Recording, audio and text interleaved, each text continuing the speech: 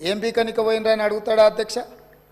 మాజీ ముఖ్యమంత్రిగా 10 ఏళ్ళు పనిచేసి, కేంద్ర మంత్రిగా పనిచేసి, రాష్ట్ర మంత్రిగా పనిచేసి, శాసనసభ్యుడిగా పనిచేసి, పార్లమెంటుగా పనిచేసి, గొప్పలు చెప్పుకొని జబ్బలు జరుచుకునే ఉద్యమకారుని అనేట ఆయన ప్రధాన ప్రతిపక్ష పార్టీ హోదాలో ఉండి ఒక రాష్ట్ర ముఖ్యమంత్రిని పట్టుకొని ఏం బీకనిక పోయినావు అని అడిగితే, రా ఇప్పటికే ప్రజల్ని పాయింట్ ఊడబిక్కురు, ఉన్న అంగి చొక్కా కూడా ఊడబిక్తాం.